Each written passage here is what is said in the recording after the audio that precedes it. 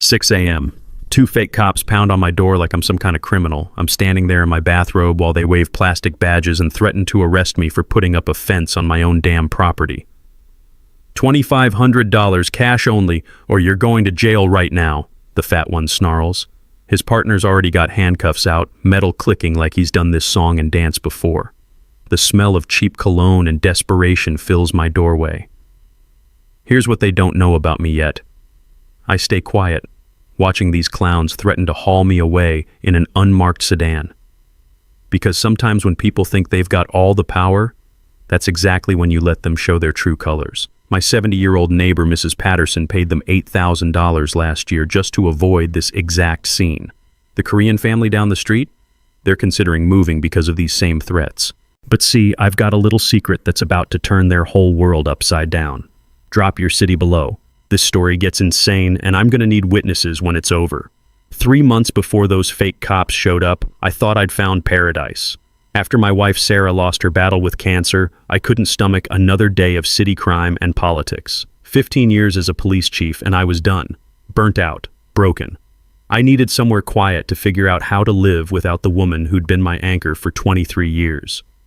Oakshire Meadows looked perfect on paper. 87 modest homes filled with working families and retirees. No gang violence, no political corruption, just normal people living normal lives. I bought a simple ranch house on Maple Street, where the biggest crime would probably be someone's dog getting too loud. First thing I did was build Sarah a memorial garden. She'd always wanted roses, but never had the space in our city townhouse. I picked the sunniest corner of the backyard and spent 3 weekends planting heritage varieties, the kind that smell like heaven when the morning dew hits them.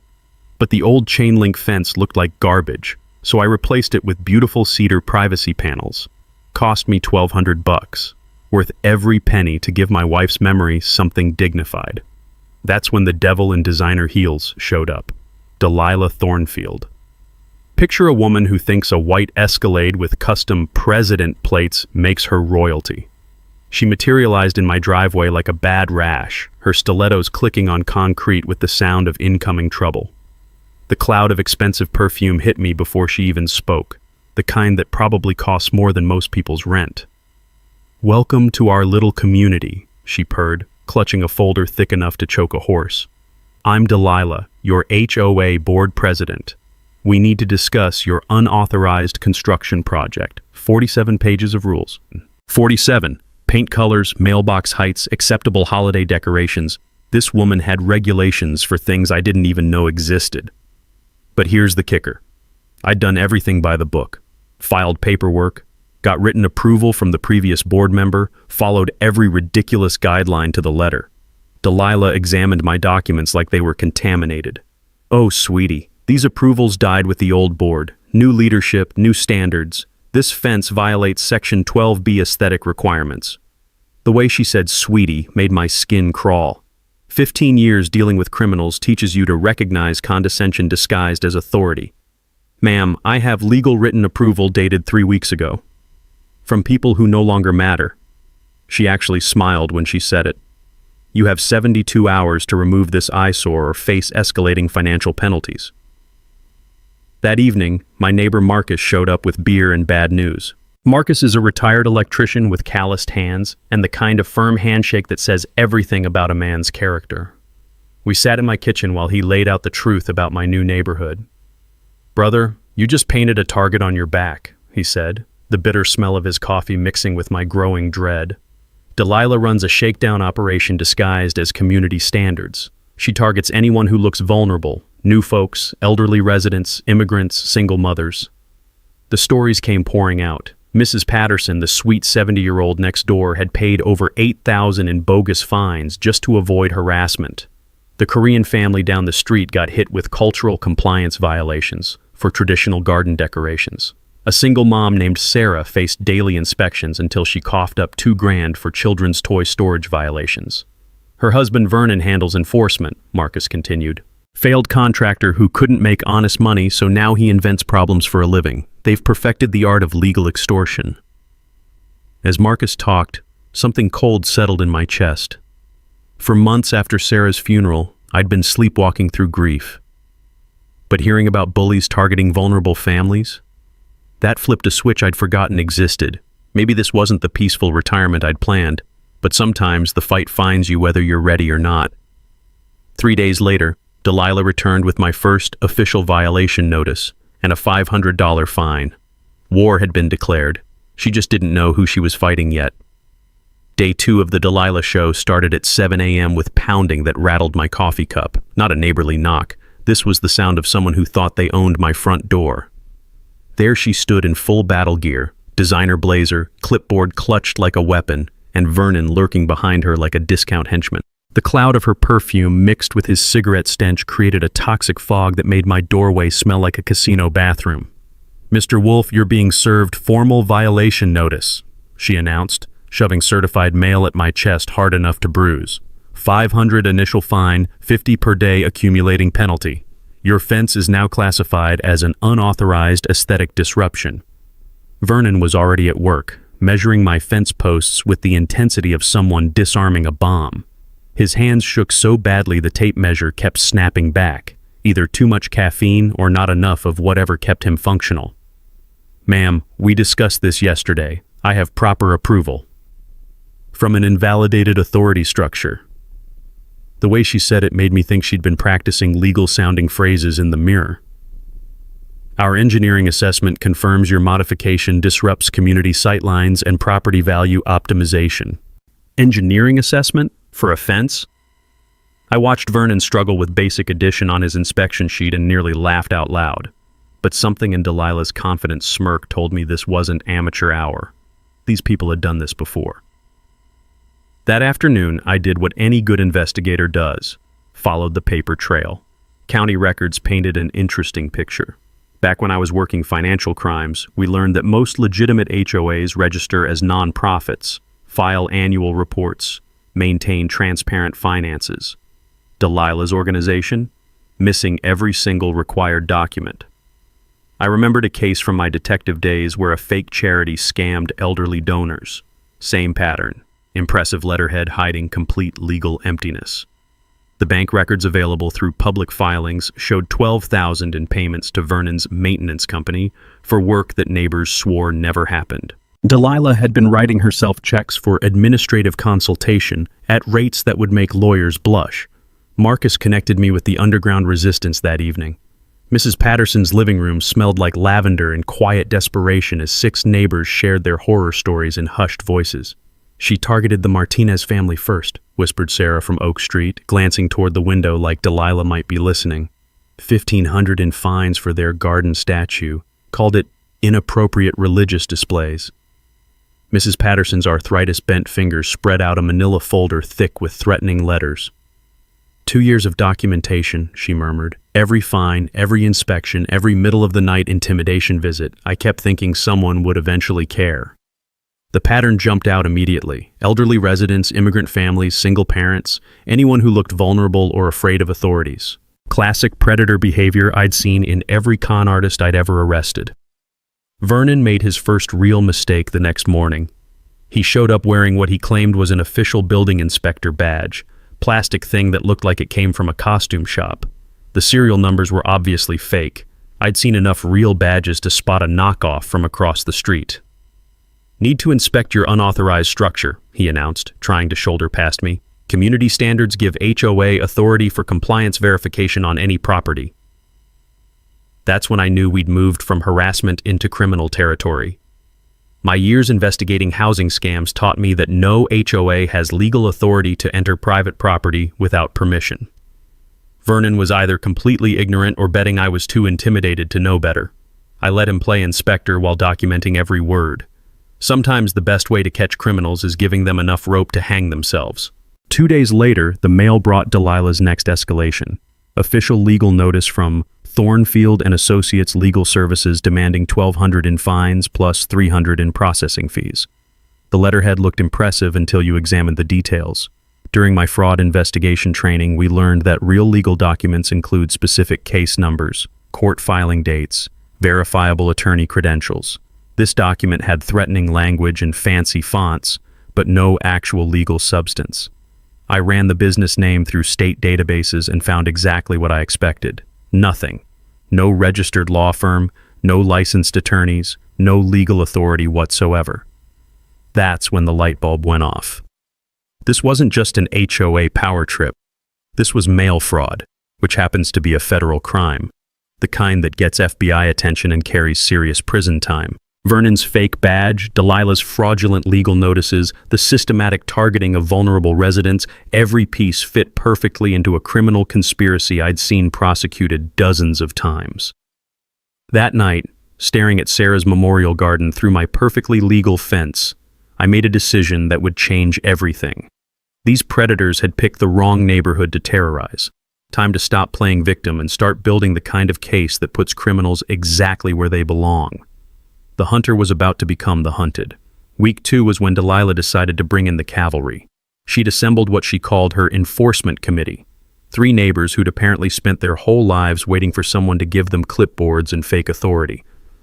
Every morning at 8:15 sharp, they'd roll up in a convoy like they were investigating war crimes instead of harassing homeowners. The sound of their car doors slamming echoed through the quiet morning air like gunshots, followed by theatrical whispering and the click-click-click of phone cameras. The smell of fresh coffee from normal people's kitchens mixed with the toxic cloud of superiority these wannabe enforcers brought with them. But while they played pretend police, I was doing real detective work. My professional database access painted a beautiful picture of Vernon's criminal history. Contractor license suspended in 2 states for taking deposits and disappearing. 3 outstanding warrants for check fraud. The guy was a walking felony factory who'd apparently discovered that HOA harassment paid better than actual crime. Delilah's background was even more interesting. Turns out she'd run this exact scam in another county 5 years ago, until that HOA mysteriously dissolved when residents started asking uncomfortable questions about missing funds. I'd seen this pattern before during my fraud investigations. When one grift collapses, operators just move to fresh hunting grounds. But here's the kicker. Our current HOA had never filed proper incorporation papers with the state. Every fine they'd collected was legally worthless. During my white-collar crime days, we busted a fake homeowners association that had bilked residents for $60,000 using this exact playbook. The community resistance was growing stronger. Marcus's garage had become our unofficial headquarters, the smell of motor oil and righteous anger mixing as neighbors shared their horror stories. "She fined us $300 for Christmas decorations," said Tom, a mechanic whose weathered hands trembled with rage. "My wife put a wreath on our mailbox. A wreath. And suddenly we're violating seasonal display protocols." Sarah brought a folder full of threats targeting her kids.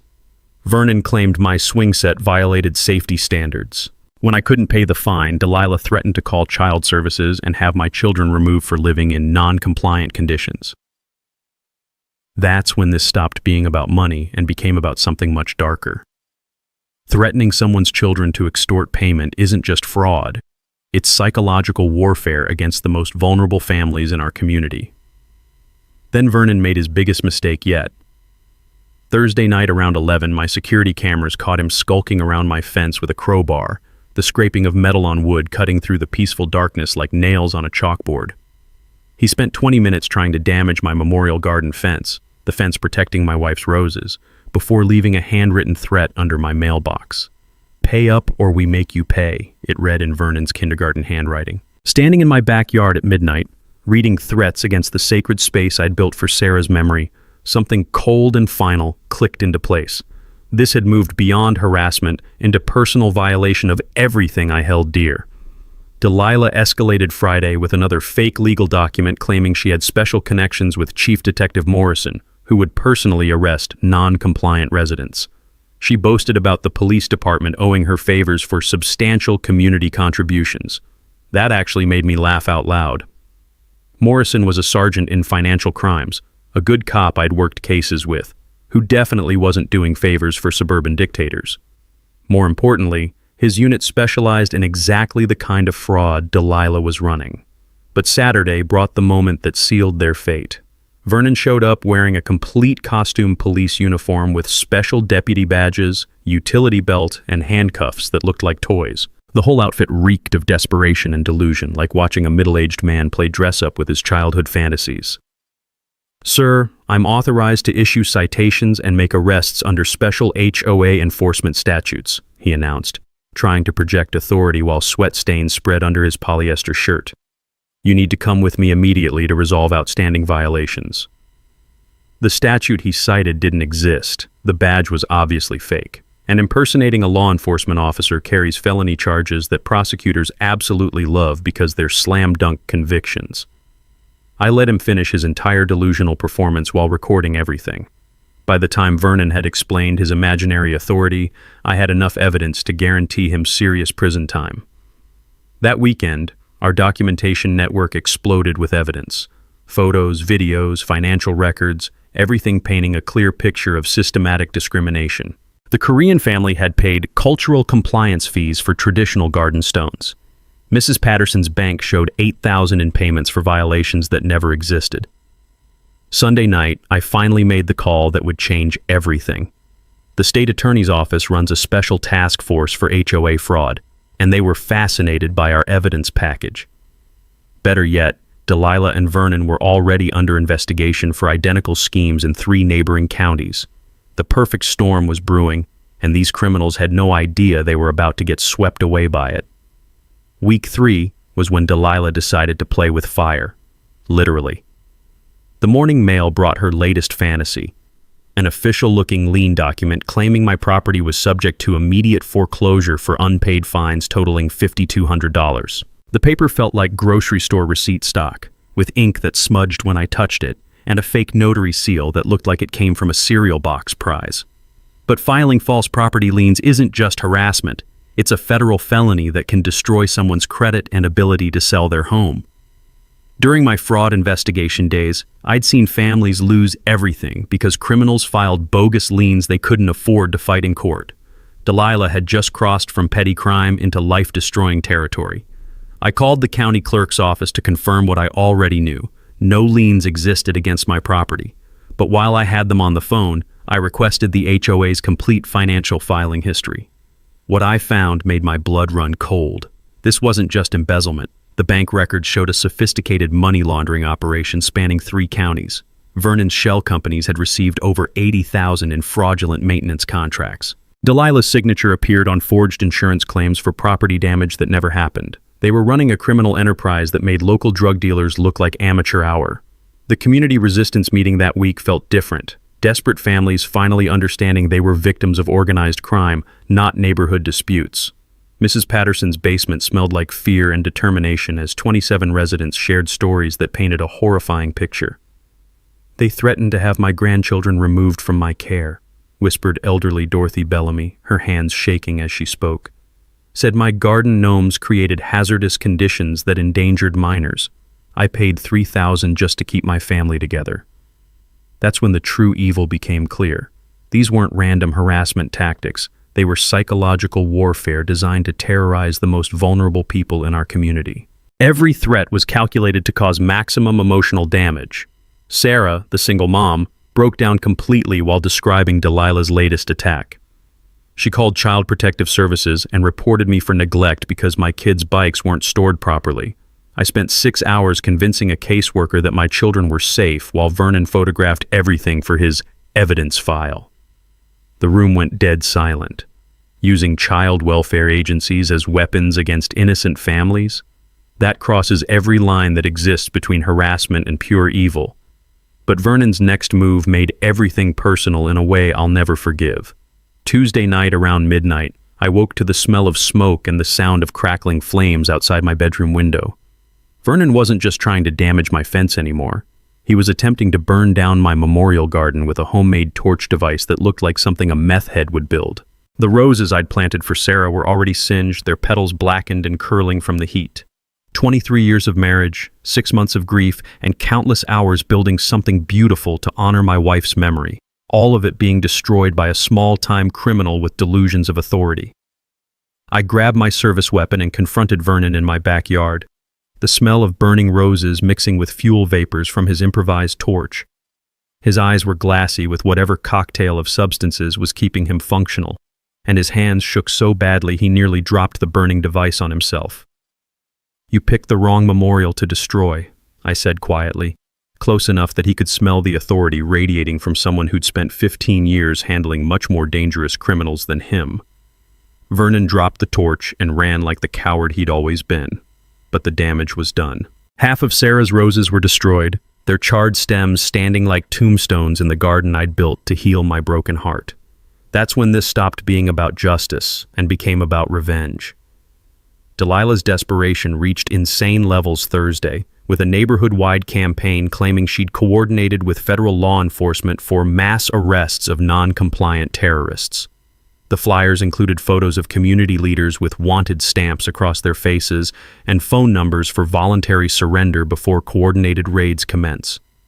She was now impersonating federal agents and threatening terrorism charges against families whose only crime was refusing to pay bogus fines. The psychological terrorism had escalated to a level that would traumatize children and elderly residents for years. Friday morning brought Delilah's final mistake. She knocked on my door with a briefcase full of cash, $20,000, offering to pay me to leave the neighborhood quietly. "Take this money and disappear," she said, her voice trembling with desperation as she realized her criminal empire was collapsing. "Or I'll make sure you never feel safe in this community again." She'd just attempted to bribe a police officer while threatening continued criminal harassment. Both federal crimes, captured on video, with a briefcase full of evidence sitting on my doorstep. Monday morning, she'd planned a public enforcement demonstration to arrest coalition leaders in front of terrified neighbors. She wanted to break our spirits with a show of fake authority. Instead, she was about to discover what real law enforcement looks like when protecting innocent people from predators. The truth came from the last place I expected, a dying woman's final gift to her community, Mrs. Patterson called me over Thursday evening, her voice shaking with something between excitement and terror. "Harold left something before he passed," she whispered through my screen door. "Something he made me promise to keep safe until the right person came along." Her basement smelled like decades of secrets and mothballs as she led me to an ancient filing cabinet hidden behind Christmas decorations. Inside, Harold Patterson had built a fortress of documentation spanning 40 years. Every HOA meeting, every financial record, every dirty deal he'd witnessed as a founding board member. "Harold knew this day would come," she said, her arthritic fingers trembling as she opened a manila envelope marked "Insurance Against Tyranny." "He said corrupt people always reveal their true nature eventually." What spilled out of that envelope made my blood run cold. The original 1987 HOA covenant contained an enforcement clause that Delilah had been violating from day one. No association fine shall exceed $50 per violation, with maximum 30-day accumulation. All enforcement requires majority property owner approval in public session. Every fine she'd ever issued was illegal. Every threat Vernon had made was powerless. But Harold's real treasure was a handwritten letter detailing financial irregularities he'd discovered before his death. Evidence of systematic embezzlement dating back to Delilah's first month as president. "She killed him," Mrs. Patterson whispered, tears streaming down her weathered cheeks. "The stress of fighting her corruption caused Harold's heart attack. She murdered my husband with paperwork and threats."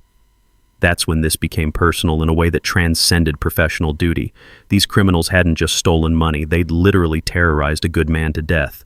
The next morning, Marcus's son Jake arrived with forensic accounting software and the determination of someone who'd seen corporate corruption destroy families. Within hours, his laptop screen glowed with evidence that made federal crimes look like parking tickets.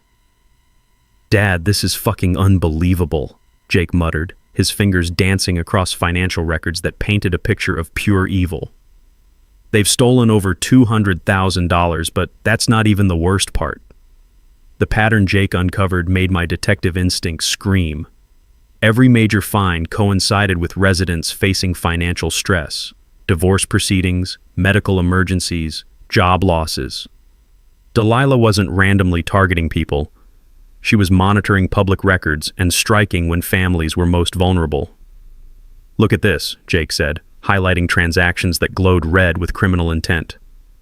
The Martinez family got hit with maximum fines 3 days after Mr. Martinez's cancer diagnosis became public record. Sarah's violations spiked right after her divorce papers were filed. But the smoking gun came from Vernon's business registration records. His maintenance company was actually a front for something called Residential Displacement Services, a debt collection agency that specialized in forcing homeowners into foreclosure through manufactured violations. The business partners list made my stomach turn. Thornfield Properties, Meadowbrook Acquisition LLC, and 6 other shell companies all registered to the same address, Delilah's address. They're not just stealing money, I realized, the full scope of their evil crystallizing in my mind. They're systematically destroying families to steal their homes. Mrs. Patterson's face crumpled as the truth hit her. Harold discovered they'd done this in 3 other neighborhoods. Families lost everything while Delilah's companies bought their homes for pennies on the dollar. That's when I understood Harold's final message.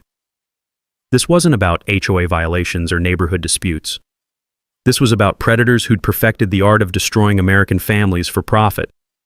The FBI Financial Crimes Unit was fascinated by our evidence package. Agent Maria Santos reviewed our documentation with the focused intensity of someone who'd built a career prosecuting exactly this kind of organized theft. Mr. Wolf, you've uncovered a multi-state RICO enterprise with potential civil rights violations, she said, her federal credentials making Delilah's fake authority look pathetic. We're talking decades in federal prison. Monday's enforcement demonstration would be their last performance before a very different kind of audience. Sunday morning, Marcus's garage became the headquarters for the most satisfying operation I'd planned in 15 years. The smell of coffee mixed with motor oil and righteous anger as 24 residents crowded between tool benches, their faces showing the transformation from terrified victims to determined fighters. Mrs. Patterson sat in Harold's memorial chair, clutching his evidence folder like a weapon she'd waited years to use. Tomorrow we don't just stop them, I announced, my voice carrying the authority that had commanded crime scenes and courtrooms. We destroy their entire criminal enterprise so completely that no other community will ever suffer what you've endured. Agent Santos had coordinated the federal response with the precision of someone who'd spent a career building airtight cases. 3 unmarked FBI vehicles, county sheriff backup, postal inspectors, and a task force from the state attorney's office. Enough firepower to take down a drug cartel, all focused on 2 suburban criminals who thought fake badges made them untouchable. The plan was beautiful in its simplicity. Let Delilah stage her fake arrest performance while federal agents documented every crime in real time. She'd walk into a trap thinking she was demonstrating power, never realizing she was auditioning for a starring role in federal prison.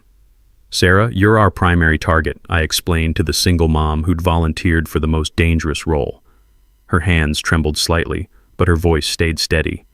When they try to arrest you for violations, that's when we've got them for kidnapping, false imprisonment, and civil rights violations under federal law. During my organized crime investigations, I learned that the best stings let criminals think they're winning until the exact moment handcuffs snap shut. Delilah's arrogance would provide the rope for her own hanging. Jake had transformed his laptop into a prosecutor's dream machine, organizing evidence with the precision of someone who understood federal courtrooms. Bank fraud, mail fraud, wire fraud, extortion, civil rights violations, charges that would put both criminals away for decades. The beauty of RICO prosecutions, Agent Santos explained, her federal credentials making everyone sit straighter, is that once we prove criminal enterprise, every participant faces charges for every crime committed by the organization. Vernon's property destruction becomes Delilah's property destruction. Her mail fraud becomes his mail fraud. But the moment that broke my heart came when Mrs. Patterson stood shakily and addressed the room with Harold's final letter in her weathered hands. My husband spent his last months documenting their crimes because he knew someday good people would need this evidence, she said, her voice cracking with emotion. He died from the stress of fighting them, but his death won't be meaningless if we use his work to protect other families.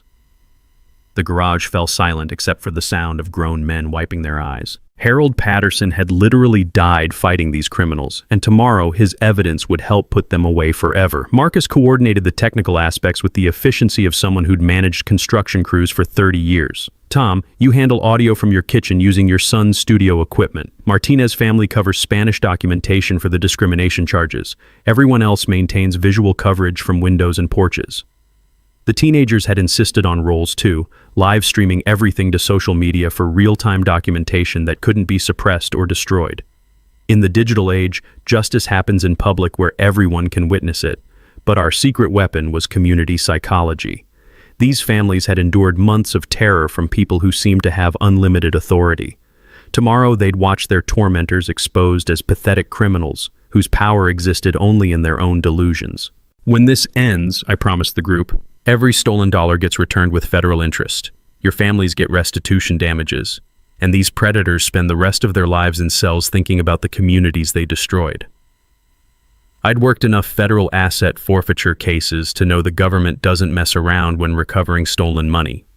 Victims get compensated first, and organized criminals lose everything: houses, cars, bank accounts, even their children's college funds if they were purchased with crime proceeds. Dmitry Volkov arrived with his camera crew as we finalized preparations, his investigative experience obvious in how he positioned equipment for maximum documentation without interfering with arrests. This case will revolutionize HOA fraud prosecution nationwide, he explained while testing audio levels. Your evidence and federal cooperation creates a template that other communities can use to fight back. As neighbors dispersed to their homes, I stood alone in Marcus's garage, surrounded by the tools and memories of honest working people who'd found the courage to fight back against predators. The smell of determination hung in the air like incense in a church. Tomorrow morning, Delilah would arrive expecting to terrorize families with fake authority and manufactured fear. Instead, she'd discover what happens when criminals target a community protected by real law enforcement, genuine courage, and the kind of justice that federal prosecutors dream about. Harold Patterson's evidence would finally get the audience it deserved, a federal jury that sends message to every wannabe tyrant in America. Monday morning arrived with the kind of crisp air that makes everything feel like destiny. By 7 a.m., Delilah's criminal circus was already setting up for what she believed would be her greatest triumph. 3 cars pulled into the neighborhood, her white Escalade leading a convoy of wannabe enforcers like a suburban dictator reviewing her troops. But this time, she'd brought reinforcements that made my blood run cold. Vernon stumbled out of the passenger seat wearing what looked like a complete police costume ordered from the internet. Polyester uniform, plastic badge, utility belt with handcuffs that probably came from a sex shop. But the 2 guys who emerged from the second car weren't neighborhood volunteers anymore. These were professionals. Real criminals with dead eyes and the kind of confident swagger that comes from actually hurting people for money. The smell of cigarettes and violence followed them like a toxic cloud as they surveyed the neighborhood with predatory calculation. Jesus Christ, Marcus whispered from his garage, his voice carrying through our concealed radio network. She's brought actual muscle. Agent Santos's voice crackled through my earpiece with federal authority and barely controlled fury. Subjects have escalated to potential interstate conspiracy with known felons. We're moving to active surveillance mode. Through my kitchen window, I watched Delilah distribute what looked like official paperwork to her criminal recruits, while Vernon practiced handcuff techniques on a fence post. The sound of metal clicking echoed through the morning air like a death rattle. But the moment that made my detective instinct scream was when I saw one of the new guys testing a taser on Vernon's utility belt. The electric crack and Vernon's yelp of pain carried across the quiet street like a warning shot. These people weren't planning fake arrests anymore. They were preparing to actually hurt people. "Sarah, abort your target role," I commanded through the radio network, my voice carrying 15 years of experience protecting civilians from real danger. This has moved beyond documentation into potential violence. But Sarah's response reminded me why these families had found the courage to fight back in the first place. "Negative, Chief. These bastards threatened my children for months. I'm not backing down when we're this close to ending them." The next hour unfolded like watching a criminal organization prepare for war. Delilah had transformed her Escalade into a mobile command center, complete with clipboards full of fake warrants and a briefcase that probably contained more forged legal documents. Vernon was practicing his arrest speech in front of a mirror propped against his car, the reflection showing a pathetic middle-aged man playing dress-up with authority he'd never possessed. But the muscle she'd hired wasn't playing games. They were checking weapons and discussing something that made Delilah nod with obvious satisfaction. "Federal units report ready," Agent Santos announced through my earpiece.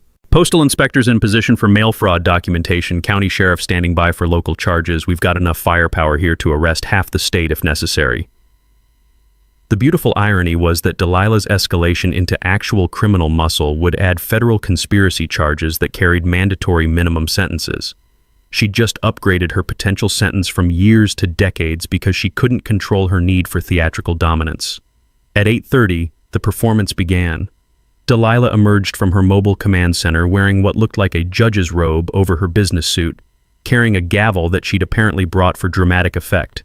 The sight of a suburban housewife playing dress-up with legal authority would have been hilarious if it wasn't so terrifying for the families she'd terrorized. Vernon and his criminal recruits spread out across the neighborhood like they were conducting a military operation, their voices carrying threats and demands that echoed off peaceful family homes. The smell of fear started mixing with morning coffee as residents realized the scope of what was about to unfold.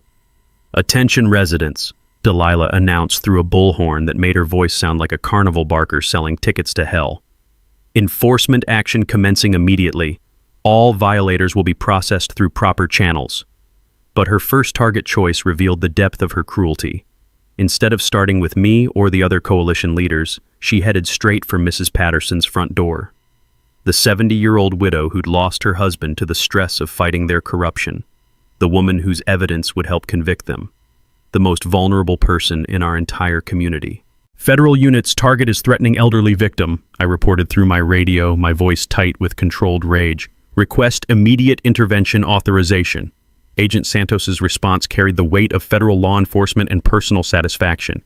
"Negative, Chief. Let them commit the crimes. We want this on video for the jury."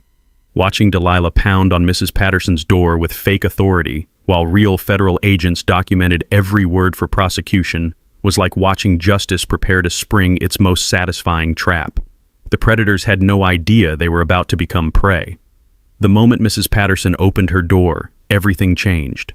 Delilah stood there in her makeshift judge costume, gavel in one hand and fake warrant in the other, flanked by Vernon and two criminals who looked like they'd been recruited from the worst dive bars in 3 counties. The morning sunlight caught the cheap plastic of Vernon's badge, making it gleam like a toy, while real federal agents watched from concealment.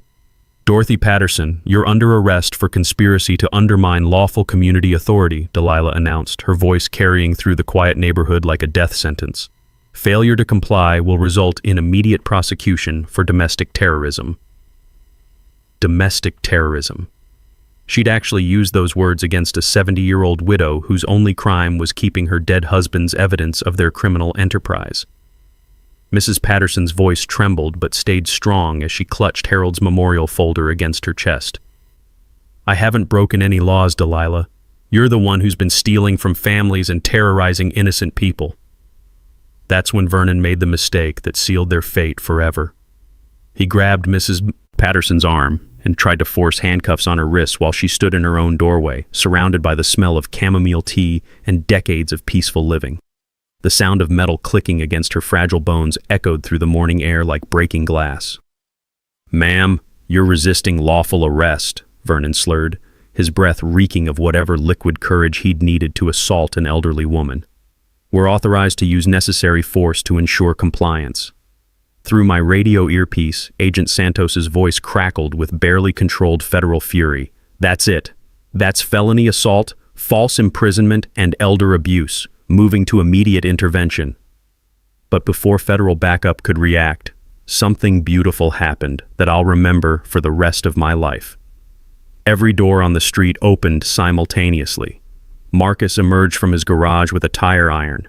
Tom stepped onto his porch with his phone recording everything. The Martinez family appeared with their own cameras, speaking rapid Spanish as they documented discrimination in real time. Sarah walked out her front door with her children safely behind her, ready to face the criminals who'd threatened her family for months.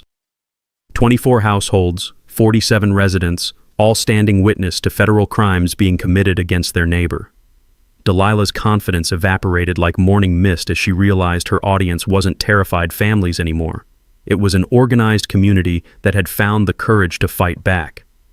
"This is unlawful assembly," she screamed through her bullhorn, her voice cracking with the desperation of someone watching their criminal empire collapse in real time. "Return to your homes immediately or face arrest for obstruction." Vernon's criminal recruits looked around nervously, their professional swagger replaced by the paranoid awareness that comes with realizing you've walked into a trap. One of them started backing toward their car, his hand moving instinctively toward what looked like a concealed weapon. That's when I made my entrance. I stepped out of my front door wearing my official police chief uniform, complete with genuine badge, service weapon, and 15 years of authority that made Vernon's costume look like children's dress-up clothes. The morning air carried the scent of justice about to be served as I walked slowly toward the criminal circus performing in front of Mrs. Patterson's home. "Vernon Ellis," I called out, my voice carrying the kind of command presence that makes criminals freeze in place. "You're under arrest for assault, false imprisonment, elder abuse, and impersonating a law enforcement officer." The look on Vernon's face was worth every moment of restraint I'd shown over the past month. Pure terror, mixed with the dawning realization that he'd just committed multiple felonies against a police chief while federal agents recorded everything. "You're not a real cop," Delilah screamed, her judge costume making her look like a deranged theater performer having a breakdown on stage. "This man is an imposter trying to interfere with lawful HOA enforcement." That's when Agent Santos decided to join the party. 3 black SUVs materialized from concealment positions like something out of a movie, their federal plates and emergency lights transforming our quiet suburban street into a crime scene worthy of national attention. Agents in tactical gear emerged with the kind of professional competence that made Delilah's amateur hour operation look pathetic.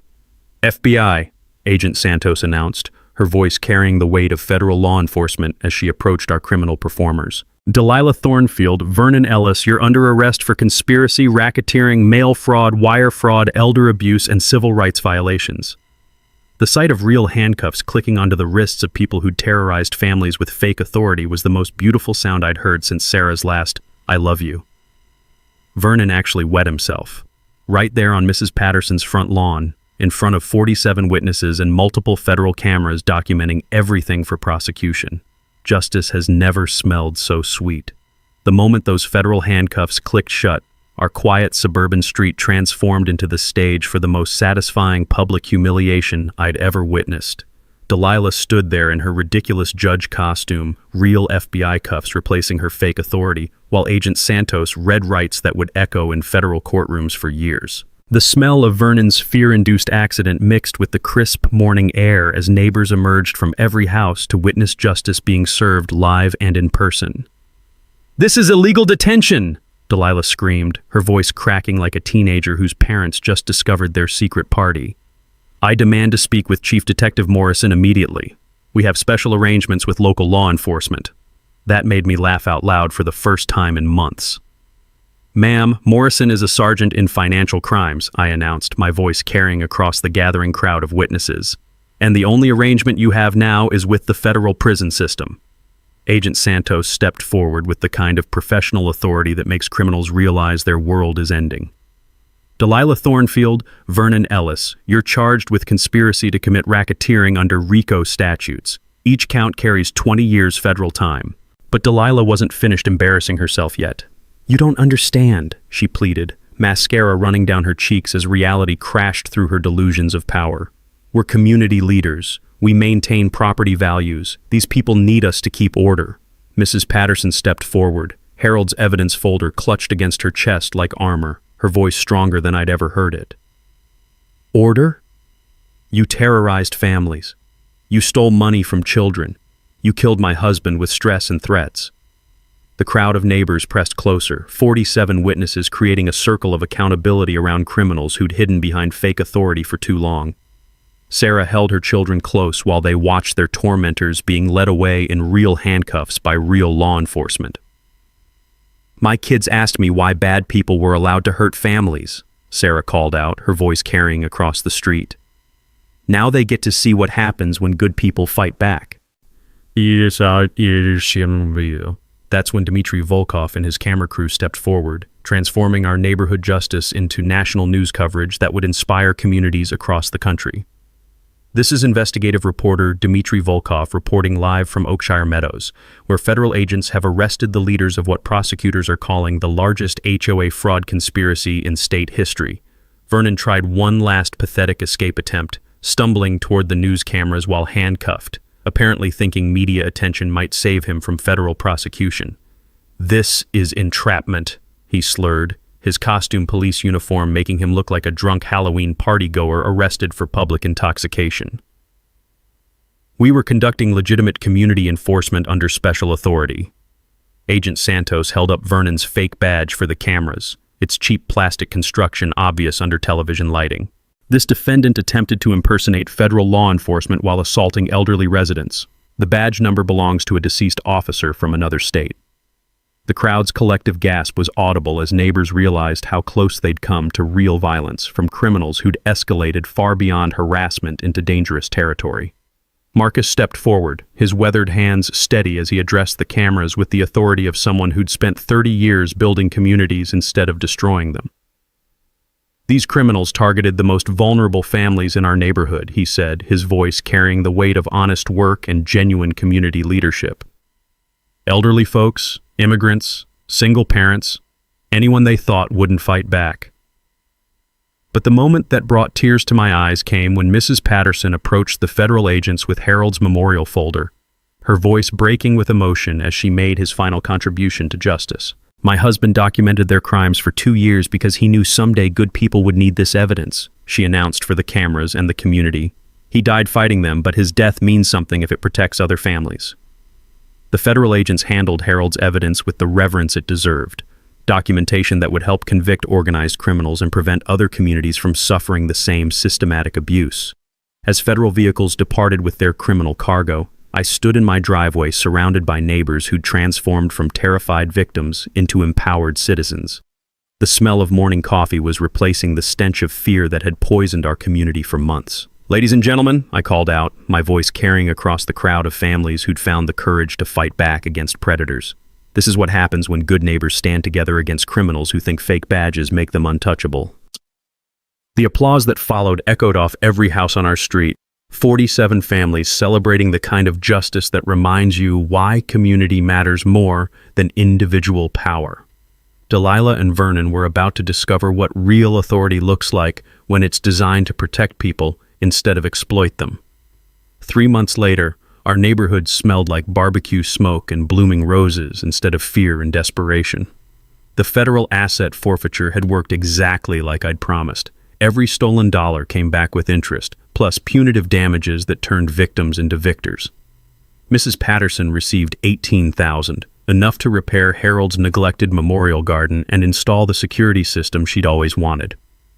Sarah got back $4,000 plus enough extra to start her kids' college funds. Even families who'd suffered in silence received restitution for violations they'd never reported.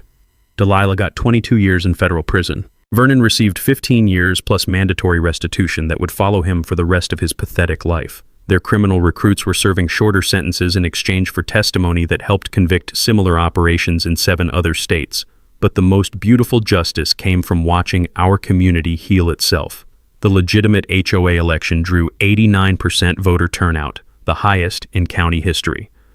Marcus won president unanimously, running on a platform of transparency and maximum $25 fines. The new bylaws required public meetings, published budgets, and majority approval for any enforcement action. Mrs. Patterson became our unofficial historian, turning Harold's documentation obsession into a community archive that would prevent future abuse. Her basement filing system was now a model that other neighborhoods used to protect themselves from HOA fraud. "Harold would be proud," she told me last week while tending roses that had recovered from Vernon's attempted arson. His evidence didn't just convict criminals. It taught communities how to protect themselves. The memorial garden had become something even more meaningful than I'd originally planned. With community input, Sarah's Corner had expanded into a healing space where families gathered for evening conversations and weekend barbecues. The smell of her heritage roses mixed with children's laughter created the kind of neighborhood atmosphere that makes America worth protecting. Becca visited every weekend now, bringing college friends who couldn't believe the transformation story. Dad went from grieving widower to community superhero, she'd tell them proudly, and all he wanted was to plant roses for Mom. The national impact exceeded everyone's expectations. Dimitri's documentary aired on 3 networks, inspiring congressional hearings about HOA reform and federal oversight. Dr. Miranda Blackwood's advocacy organization used our case to push through legislation requiring criminal background checks for HOA board members and mandatory financial audits. Most importantly, we'd established the Harold Patterson Community Protection Fund, a $50,000 endowment that provides legal aid to families facing HOA abuse nationwide. Every quarter, we receive thank you letters from communities that used our documentation template to expose their own neighborhood criminals. The fund had already helped 12 families avoid foreclosure, convicted 6 HOA fraud operations, and inspired reform legislation in 14 states. Harold's obsession with record-keeping was protecting families he'd never met in communities across America. Last month's Justice Day celebration filled our neighborhood park with over 200 families from surrounding communities. The smell of barbecue and the sound of children playing where once stood only fear and intimidation reminded everyone why this fight had mattered so much. "This is what victory looks like," I told the gathering crowd, standing near Sarah's memorial roses that now anchored a community garden tended by families who'd learned that neighbors protecting neighbors create stronger bonds than any HOA covenant ever could. But the moment that made everything worthwhile came when a young mother from another county approached me with tears in her eyes and a story that could have been our own. "My HOA was targeting immigrant families with bogus violations until we saw your documentary," she said, her voice thick with gratitude. "We used your evidence template and your legal contacts. Last week, our criminals got convicted using your exact playbook." That's when I knew Sarah would have been proud of what her memorial garden had grown into. Not just roses honoring one woman's memory, but hope spreading to protect families everywhere. Standing in our transformed neighborhood, surrounded by genuinely happy families living without fear of petty tyrants and fake authority, I realized something profound about justice and community. Sometimes the best way to honor the dead is by protecting the living. Harold's evidence convicted criminals. Sarah's memory inspired healing, and our neighborhood's courage to fight back created a template for communities nationwide. Now it's your turn. Share your HOA nightmare story in the comments. You're not alone, and together we can expose every wannabe dictator hiding behind a clipboard and fake authority. And don't forget to subscribe for more stories where justice wins and communities discover that good neighbors standing together will always defeat criminals who think power comes from terrorizing families. Next week, how a retired teacher exposed a $1 million PTA embezzlement scheme that was funding the principal's gambling addiction.